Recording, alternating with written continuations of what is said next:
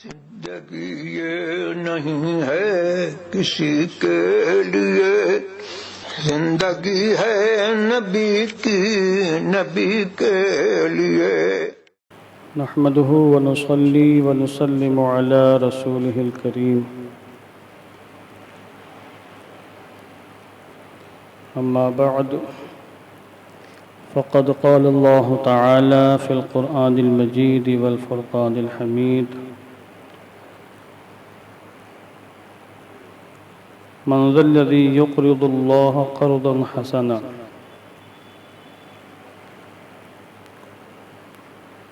सदक़ल्लाहुल अज़ीम व सदक़ रसूलुहुन नबियुल अमीनुल करीम। व नहनु अला ज़ालिका लमिनश शाहिदीन वश्शाकिरीन वल्हम्दुलिल्लाहि रब्बिल आलमीन। मौलाया सल्लि व सल्लिम दाइमन अबदा अला हबीबिका खैरिल खल्क़ि कुल्लिहिम। हुवल हबीबुल्लज़ी तुरजा शफ़ाअतुहु लिकुल्लि हौलिन मिनल अहवालि मुक़्तहम। फ़हुवल्लज़ी तम्म मअनाहु व सूरतुहु सुम्मा इस्तफ़ाहु हबीबन बारिअन नसमी। मुनज़्ज़हुन अन शरीकिन फ़ी महासिनिही फ़जौहरुल हुस्नि फ़ीहि गैरु मुनक़सिम। या रब्बि बिल मुस्तफ़ा बल्लिग़ मक़ासिदना वग़फ़िर लना मा मज़ा या वासिअल करम।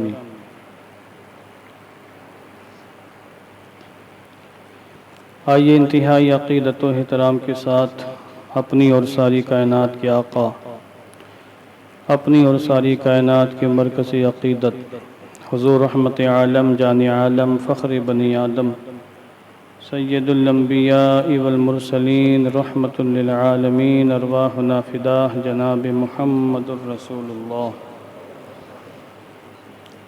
सल्लल्लाहु तआला अलैहि वसल्लम के मुक़द्दस बारगाह में दुरूद व सलाम का हदिया मोहब्बत पेश फरमा लें। अल्लाहुम्मा सल्लि अला सय्यिदिना शफ़ीइना हबीबिना मौलाना मुहम्मदिन व बारिक वसल्लिम सलातुम व सलामन अलैका या रसूलल्लाह सल्लल्लाहु तआला अलैहि वसल्लम। अल्लाह तबारक व तआला का बेपनाह फज़्ल व करम है कि उसने हमें माह रमज़ान का तीसरा जुमा अता फ़रमाया और आज हम उसकी बारगाह में सजदे बंदगी पेश करने के लिए हाज़िर हैं। अल्लाह अज़्ज़ा व जल हम सब की हाज़िरी कबूल फ़रमाए, नमाज जुमा को हम सब की बख्शिश का निजात का सामान बनाए।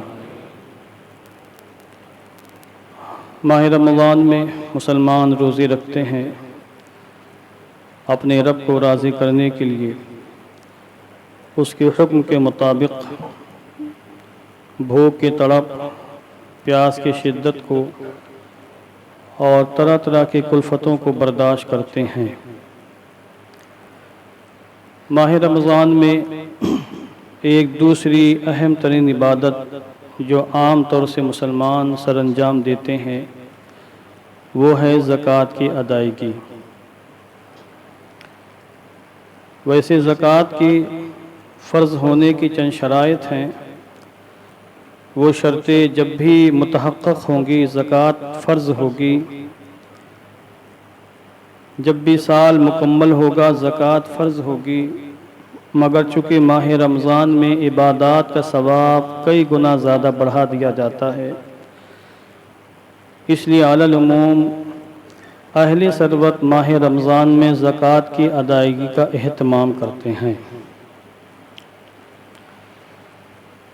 मुसलमान दो तरह के हैं, कुछ वो हैं जिन पर ज़कात फ़र्ज़ नहीं है और कुछ वो खुश नसीब हैं जिन पर ज़कात फ़र्ज़ है। फिर जिन पर ज़कात फ़र्ज़ है उनमें भी दो तरह के लोग हैं। कुछ वो हैं जो सिरे से ज़कात अदा नहीं करते और कुछ वो हैं जो ज़कात अदा करते हैं। फिर जो लोग ज़कात निकालते हैं उनमें भी दो तरह के लोग हैं। कुछ वो जो औने पौने थोड़ी मोड़ी निकाल कर छुटकारा पा जाते हैं, और कुछ खुश नसीब वो हैं जो मुकम्मल एक एक पाई जोड़कर पूरी ज़कात निकालते हैं। फिर पूरी ज़कात निकालने वालों में भी आप गौर करें तो दो तरह के लोग हैं। कुछ लोग वो हैं जो दिखावे के लिए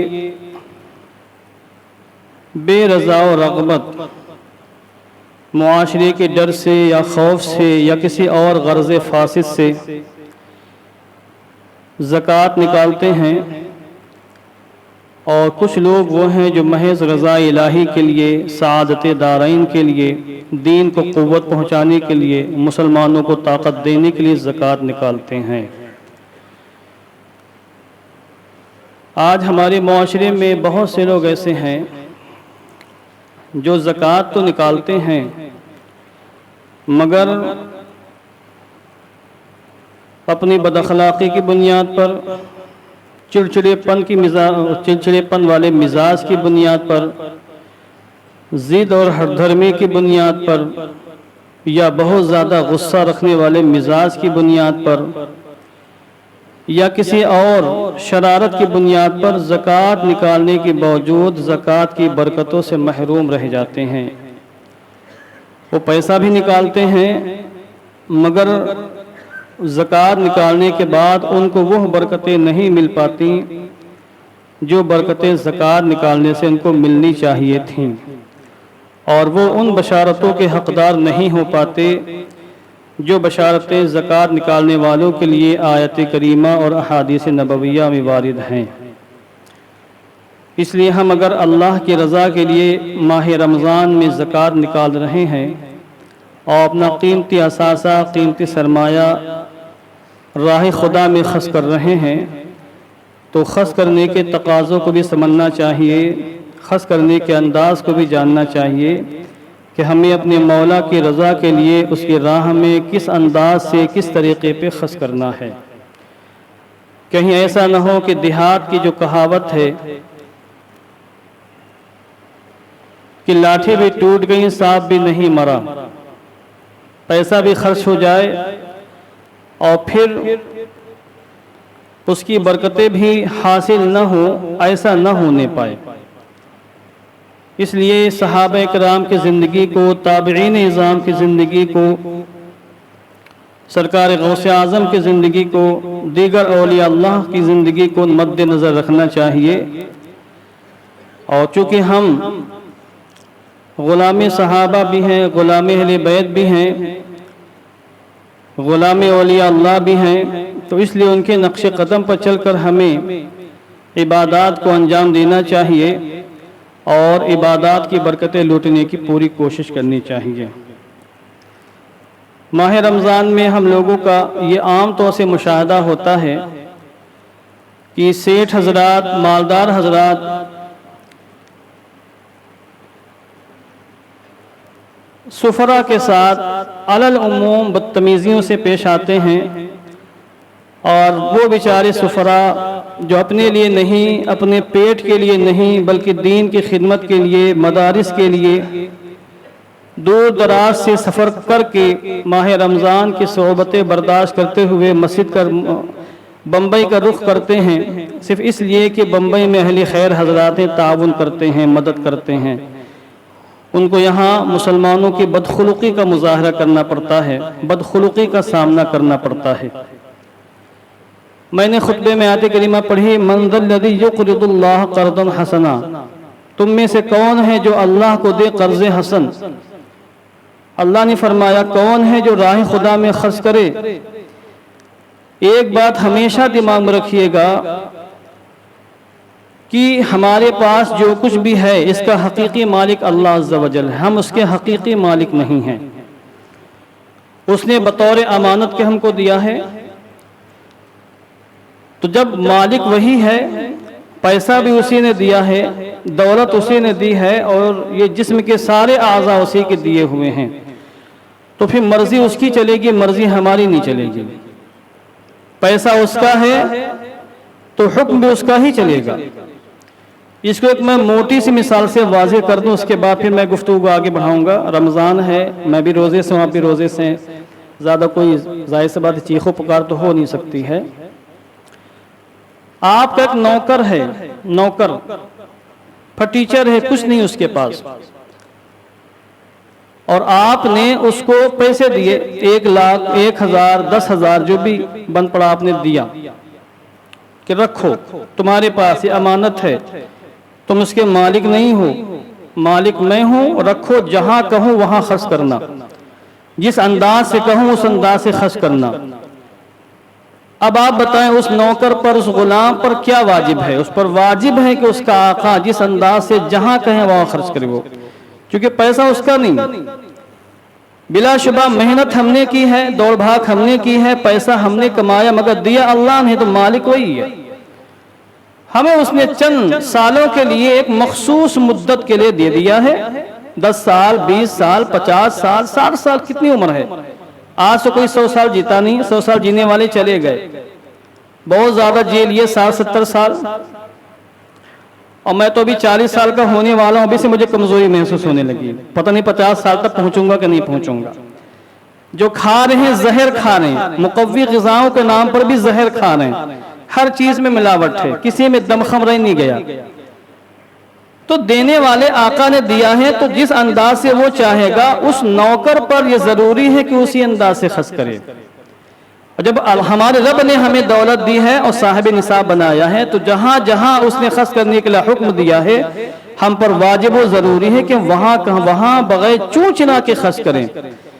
ये जो तसव्वुर बातिल दिमाग में आता है कि हमारी दौलत हम क्यों गरीबों को दे दें, क्यों फकीरों को दे दें, क्यों मौलवी साहब को दे दें, क्यों सफीर साहब को दे दें, क्यों इमाम साहब को दे दें, क्यों फला को दे दें, क्यों फला को दे दें, ये शैतान की जानिब से वसवसे होते हैं। इंसान अगर ये सोचे कि मालिक हमारा रब है, अगर हमने 1 लाख में 2,500 दे भी दिया तब भी तो एक बहुत बड़ी रकम हमारे पास मौजूद है, 97,000 तो हमने खुद रख लिए और दिया तो हमने सिर्फ 2.5% है, कोई बहुत बड़ी बात नहीं। ये तस्वुर अगर दिमाग में रहे तो कभी इंसान के हाथ कब कपाएंगे नहीं राय खुदा में खर्च करने के लिए। हम तो ज़कात देते हुए घबराते हैं, सहाबा किराम नफली सदक़ात में इंतहाई खुश मिजाजी के साथ, इंतहाई खुलूस और लिल्लाहियत के साथ बढ़ चढ़ कर हिस्सा लेते थे कि आज की दुनिया में हम उसका तस्वुर नहीं कर सकते।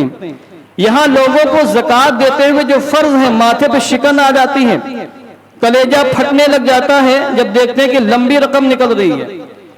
और अब तो सेठों को चाल मालूम हो गई हीला शरई की, गरीबों को, गरीब बच्चों को बुलाकर 15, 20, 25 लाख की ज़कात निकालकर उसी से हीले शरई करवा के वापस रख लेते हैं। अब पता नहीं कि वो खर्च करते हैं कि नहीं करते हैं, वल्लाहु ताला आलम, अल्लाह तौफीक दे। हीले शरी करवा लेना कोई ऐब की बात नहीं, मगर हीले शरी करवा कर अपनी ही जेब में रख लेना या अपने मालदार रिश्तेदारों को देकर सीना चौड़ा कर लेना, ये ऐब की बात है। जहां जो मुस्तहिकीन है वहां तक उसको पहुंचाया जाए। तो अल्लाह वाले सहाबे करम नफली सदकात में भी बढ़ चढ़ कर हिस्सा लेते थे। ज़कात तो फर्ज है, उसको करना ही करना है। जो सदकात वाजिब नहीं, जिम्मे में नहीं है, उनमें भी वो इस तरह बढ़ चढ़ कर हिस्सा लेते थे कि आज उसका तस्वुर बहुत मुश्किल है। जब ये आयत करीमा नाजिल हुई, मंज़ल लज़ी युक़रिदुल्लाह क़र्ज़न हसना, कौन है जो राह खुदा में कर्ज हसन दे? तो एक सहाबी हैं अबू दहदाह, ये हुजूर की बारगाह में आए। ये मजमू ज़वाइद के अंदर रवायत मौजूद है और दीगर कुतुब सीरत के अंदर भी रवायत मौजूद है। और कहा, या रसूलल्लाह, अल्लाह ने फरमाया कौन राह खुदा में अल्लाह को कर्जा देगा?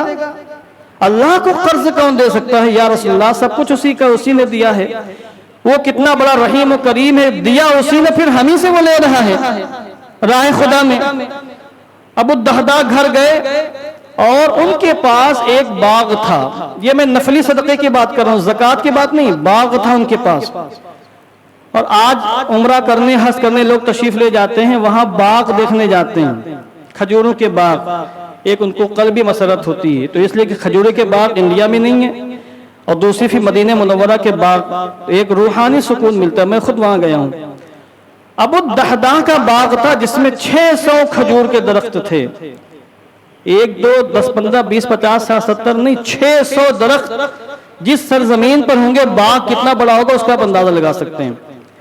और उस वक्त खजूरों का मौसम था, सारे दरख्त फलों से लदे हुए थे। हज़रत अबू दहदा रज़ी अल्लाह ताला अन्हु दोबारा हुजूर की बारगाह में आए और कहा, या रसूलल्लाह, मैं आपको गवाह बनाता हूँ कि वो जो मेरा फला बाग है जिसमें 600 खजूर के दरख्त हैं हुजूर, मैं वो पूरा बाग राय खुदा में सदका करता हूँ।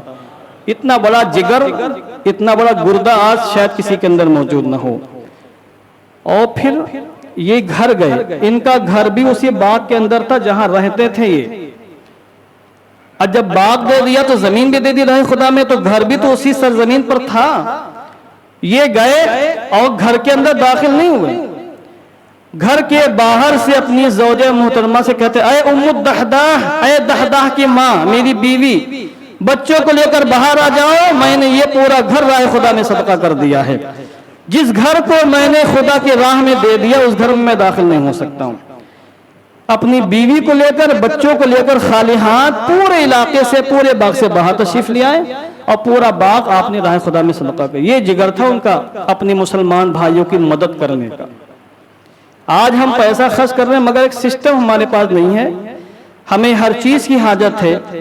आज तो फितना इर्तिदाद बहुत तेजी के साथ हमारी नौजवान जाहिल किस्म की बहनें, इस्लामी बहनें गैरों के चक्कर में फंसकर अपने ईमान को गारत कर रही हैं, भाग रही, न जाने क्या क्या कर रही हैं।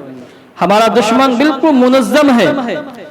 हमारे नौजवानों का ईमान लेने के लिए, नौजवान बच्चियों का ईमान लूटने के लिए, उनकी इज्जत को तार तार करने के लिए, मगर अब भी हम बेदार नहीं हैं। अपनी कौम के लिए, मिल्लत के लिए कोई बहुत बड़ी कुर्बानी पेश करने के लिए तैयार नहीं है।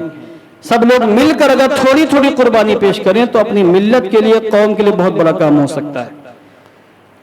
एक सहाबी है अबू तलहा अंसारी रज़ियल्लाहु ताला अन्हु हैं, और अजीम शान सहाबी अबू तलहा अंसारी।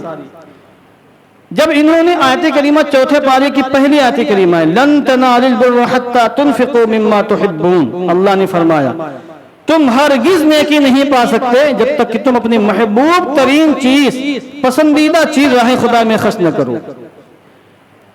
इंसान खर्च करता, पसंदीदा चीज खर्च करना यह कमाल की बात है। दो चीजें हैं, एक ये मेरे लिए है, ये गैरों के लिए है। तो जो अपने लिए वो खर्च करके दिखाए, ये कमाल की बात है। मैं अपने को भी बोल रहा हूं, मैं भी इसमें शामिल हूं। आपका मैं मुखातिब भी हूं और मुखातब भी हूं। खुद से भी खिताब हो रहा है और आपसे भी खिताब हो रहा है। अल्लाह हम सबको तौफीक दे। मिल्लत के लिए कुछ करने का जज्बा होना चाहिए, कौम के लिए।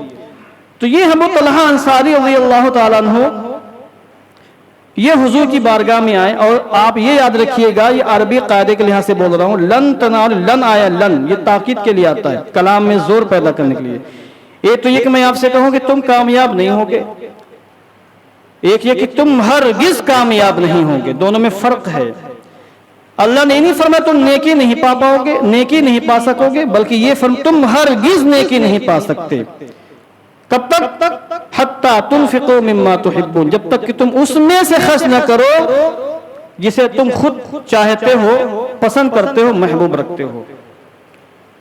अभी पिछले हफ्ते मैंने ऐलान किया था टिपाइयों के लिए, अल्हम्दुलिल्लाह पैसे आ गए हैं। मैं तो समझ रहा था कि 2,000-2,500 लोग यहाँ नमाज पढ़ते हैं, 100-200 लोग तो आके देंगे। 2,000-2,500 लोगों में से 20-25 लोग ऐसे निकले जिन्होंने टिपाइयों के नाम पर अपने माँ बाप से मोहब्बत का इजहार किया है। इसलिए मैं कहता हूँ जो कुछ खर्च करना है अपने लिए दुनिया ही में खर्च कर लीजिए, वरना माँ बाप जब आपका इंतकाल होगा तो सिर्फ 40वें तक आपके बच्चे आपको याद रखेंगे, 40वें तक। और भी बहुत से 10वें भूल जाते हैं, 40वें नहीं, 10वें ही में फरामोश। एक साल हमारे पास आया कि बाप का इंतकाल हो गया है और कुछ करना चाहे, तो मैंने कहा किताब छपवा दे, दीनी किताब, दीनी पैगाम लोगों तक पहुंच जाएगा। वो ठीक है, छपाइएगा तो बताइएगा। अब वो उस वक्त छपाने की हाजत नहीं थी, क्योंकि हम लोग उन लोगों में से नहीं कि बिला वजह चंदा किसी से ले ले, जब हाजत होगी तभी लेंगे। और जब हाजत हुई हमको कई महीनों के बाद, तो हमने उनको फोन करवाया कि भाई आपने कहा था कि हम बाप के नाम से कुछ करेंगे, अब फरमाइए क्या फरमाते हैं। तो बोले कि हजरत ये हो गया, वो हो गया, मैंने वहां प्रॉपर्टी ले ली, मैंने वहां माल खरीद लिया है और पैसा फंस के फिर देखेंगे इंशाअल्लाह। अब क्या कर दूसरा बाप भी जिसका इंतकाल होगा उसके नाम पे खर्च करोगे? तो ये मतलब लोगों के मिजाज है। तो आप अपने लिए दुनिया में कर जाइए। 20-25 लोगों ने दिया, अल्हम्दुलिल्लाह 110 टिपाइयों का पैसा तकरीबन मेरे पास आया, बाकी ऑफिस में क्या आया है मैं बाद में मालूम कर लूंगा। जो भी पैसा जिसने दिया जिसके नाम से इंशाल्लाह उनके नामों से वो सामान मदरसे में आएगा और उनके लिए सदका जारिया होगा। तो हज़रत अबू तलहा अंसारी हुजूर की बारगाह में आए और कहा, या रसूल अल्लाह, अल्लाह ने फरमाया है कि हम उस वक्त तक नेकी को नहीं पा सकते जब तक कि हम अपनी पसंदीदा चीज राह खुदा में खर्च न करें। हुजूर आप गवाह हो जाए, आज तो मदीना मुनव्वरा में काफी तामीरी काम हो गया, मस्जिद नबवी शरीफ बहुत दूर तक फैल गई है। पहले वहां आसपास बागात थे, आज भी जो पुराने लोग वहाँ हैं, हज़रत अल्लामा मुफ्ती हफीजुल्लाह साहब क़िबला हफीजुल्लाह ताला अपनी जमात अहले सुन्नत के एक कद आवर मुफ्ती, इन्होंने खुद हमको बताया कि यहाँ पर मोहल्ले थे, यहाँ बागात थे और ये तामीरी काम बाद में हुआ है सऊदी हुकूमत के ज़माने में। तो बैरहा नाम का उनका बहुत बड़ा बाग था जो मस्जिद शरीफ के कहीं बाजू में आसपास था। बैरहा बहुत मालियत उसकी थी, बहुत कीमती बाग था। वैसे आमतौर से कीमती चीज देना मुश्किल होता, मगर सहाबा के लिए मुश्किल नहीं था। उन्होंने कहा, हुजूर ये जो मेरा बाग है जो बहुत कीमती है, मैं ये पूरा बाग अल्लाह की रजा के लिए अपने मुसलमान भाइयों के लिए राह खुदा में सदका कर रहा हूँ। पूरा बाग दे दिया। वो बाग इतना कीमती था, इतना कीमती था, आप अंदाजा फरमाए। हुजूर ने कहा कि अय अबू तलहा, तुम ये बाग अपने गरीब रिश्तेदारों में तकसीम कर दो। उन्होंने वो पूरा बाग अपने गरीब रिश्तेदारों में बांट दिया, नफली सदका था, सबको बांट दिया। उनके एक रिश्तेदार थे हसन इब्न साबित रज़ी अल्लाह तआला, उनके रिश्तेदार, उनके हिस्से में थोड़ा सा बाग का हिस्सा आया। वो जो थोड़ा सा हिस्सा आया वो पूरा बाग कितना कीमती था उसका अंदाजा लगाएं कि जब हज़रत अमीर मुआविया की खिलाफत का, उनकी हुकूमत का ज़माना आया, उन्होंने अपने ज़माने में हज़रत हसन इब्न साबित से कहा कि वो जो हिस्सा अबू तलहा के बाग का तुम्हारे हिस्से में आया मुझको दे दो। तो वो छोटा सा टुकड़ा, छोटा सा हिस्सा अमीर मुआविया रज़ी अल्लाह ताला अन्हु ने 6 लाख दिरहम में खरीदा था, 6 लाख दिरहम में, जो हज़रत हसन इब्न साबित के हिस्से में आया था। अब अंदाजा फरमाया थोड़ा सा हिस्सा इनके हिस्से में आया था, तो पूरा बैरहा नामे बाग कितना कीमती होगा, कितना जबरदस्त होगा, कितना मालियत से लबरेज होगा। अल्लाह की रजा के लिए नफली सदक़े के तौर पर उन्होंने वो पूरा बाग राह खुदा में खर्च कर दिया था। आज लोग रोने लगते न जाने क्यों। बिजनेस चल रहा है, वाह बहुत अच्छा बिजनेस चल रहा है, खूब दे रहे हैं, इधर उधर दोनों हाथों से तकसीम कर रहे हैं। और बिजनेस डाउन हो गया तो अब ये भूल गए कि हमारे बैंक में अभी भी करोड़ों पड़ा हुआ है, हमारे पास अभी भी लाखों किराया आ रहा है। सुफरा से, मदरसों से, बेचारे दूर दराज से आने वालों से माजरत करते हैं कि भाई कारोबार डाउन है, अब इस साल हमारे पास कुछ भी नहीं है। तो क्या फटीजर हो गया, कुछ भी नहीं है? वो जो बैंकों में पड़ा उसकी ज़कात कौन देगा? जो घर में न जाने कितने तोले सोने पड़ा हो, सोना पड़ा, उसकी ज़कात कौन निकालेगा? जो महीने में न जाने कितने लाख आ रहा, उसकी ज़कात कौन निकालेगा?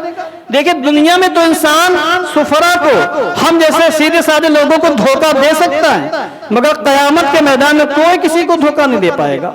सारी पोर खुल जाएगी। अगर कोई जबान से धोखा देने की कोशिश करे तो अल्लाह मोहर मार देगा, और फिर ये हाथ और ये पैर और ये जिस्म के सारे आज़ा गवाही देंगे कि दुनिया में कितनी तिकड़ी बाजियां की थी और दुनिया में कितनी चालबाजियां की थी। असल चीज है जज्बा, पैसे की कदर नहीं है, जज्बा होना चाहिए अपनी कौम के लिए कुछ करने का। ये जज्बा मर चुका है मुसलमानों में। अभी मैं इंशाल्लाह आइंदा की खिताबात में गुफ्तगू करने की कोशिश करूंगा। जज्बात होने चाहिए कि हमें अपनी कौम के लिए कुछ करना, और जब जज्बात होंगे तो पैसा ऑटोमेटिक कहीं ना कहीं से आएगा, या नहीं आएगा तो जो कुछ भी इंसान के पास होगा वो खर्च करने की कोशिश करेगा। ये जज्बात मर चुके हैं। इंसान सिर्फ अपने बच्चों के लिए, बीवी के लिए, बेटी के लिए, बेटे के लिए कर रहा है। ये तो जानवर भी कर लेते हैं। फिर इंसानों का तुर्रा इम्तियाज क्या है? हमें तो अपनी कौम के लिए और हुजूर की उम्मत के लिए भी काम करने हैं। जज्बा होना चाहिए। देखिए, जब टाइम खत्म हो रहा, दुरूद पाक पढ़िए, अल्लाहुम्मा सल्ली अला सय्यिदना मौलाना मुहम्मद मुबारक वसल्लिम सलातम व सलामन अलैका या रसूलल्लाह सल्लल्लाहु अलैहि वसल्लम। ग़ज़वा तबूक के मौके पर, यह 12 मैंने अर्ज किया है, इसमें एक दूसरी चीज आपको सुनाता हूँ। ये तो आपने सुना है, ग़ज़वा तबूक के मौके पर 30,000 से ज्यादा का इस्लामी लश्कर था, और जिनको तबूक सैकड़ों मील जाकर रूमियों से, ईसाइयों से मुकाबला करना था, जो मुसलमानों के लिए तैयारी कर रहे थे मदीने पर हमला करने के लिए। और कुछ स्थानीय मुसलमानों में सवारी तक मौजूद नहीं थी, खाने पीने का सामान, इतनी दूर जाना वापस आना, 30,000 से ज्यादा का लश्कर, जाने का इंतजाम, वापसी का इंतजाम, खाने पीने का इंतजाम, बहुत बड़ा मसला था ये। और कोई फंड नहीं था। हुजूर ने ऐलान फरमाया कि जिसके पास जो कुछ भी हो राय खुदा में सदका करे। सहाबा कराम नेकी करने में एक दूसरे से आगे बढ़ते थे, नेकी करने में, और हम बुराइयों में एक दूसरे से मुकाबला करते हैं। हज़रत फारूक आज़म खुद बयान करते, मैंने दिल में सोचा कि आज मौका है अबू बकर से आगे निकलने का। ये हर मामले में आगे निकलते हैं, और आज मेरे पास दौलत है, इस वक्त अबू बकर के पास कुछ भी नहीं है, तो आज मैं उनसे आगे निकल जाऊंगा, उनसे ज्यादा खर्च करके दिखाऊंगा। ये दिल में सोचा, और फारूक आज़म घर तशरीफ ले गए और पूरा खजाना जो भी दौलत थी उसका आधा किया, आधा दिया घर में कि रखो काम आएगा। आधा खजाना लेकर हुजूर की बारगाह में हाजिर हो गए कि हुजूर ये मेरी तरफ से कबूल फरमा ले। थोड़ी देर के बाद सिद्दीक एक बार तशरीफ लाए, एक पूरी उन्होंने सर पर गठरी रखी हुई थी, गठरी, और अल्लाह के हुजूर की बारगाह में पेश किया, हुजूर ये सब कुछ मैं लाकर आपके कदम में पेश कर रहा हूँ। तो फारूक आज़म ने उस वक्त कहा कि हम किसी भी नेकी में, किसी भी खैर के काम में कभी भी अबू बकर से आगे नहीं बढ़ सकते हैं। इन्होंने पूरा खजाना जो कुछ भी था घर की सुई तक लाकर हुजूर की बारगाह में पेश कर दी कि किसी मुजाहिद का कोई कपड़ा फटेगा तो कम से कम कपड़ा सीने ही में सुई काम आ जाएगी। तो बाद साहब, अच्छा उस मौके पर हज़रत उस्मान गनी ने 1000 दीनार दिया, 1000 ऊँट दिया, हज़रत साद बिन अबू वक्कास ने, हज़रत अब्दुर्रहमान इब्न औफ ने 4000 दिरहम खर्च किए, सब ने जो कुछ था दिया। बाद सहाबा वो थे जिनके पास कुछ भी नहीं था कि वो राय खुदा में देते, कुछ भी नहीं था घर में, न कोई दिरहम न कोई दीनार, एक खजूर भी उनके पास नहीं थी। ये खुदा के राह में खर्च कर, अब वो तड़प रहे, फड़क रहे कि हम भी कुछ करना चाहते मगर हमारे पास है ही नहीं। और आज भी अल्हम्दुलिल्लाह बहुत से मुसलमान जज्बाती हैं कि उनके पास नहीं है, मगर उनके पास जज्बात ऐसे हैं कि वो बहुत कुछ करना चाहते मगर उनके पास है ही नहीं।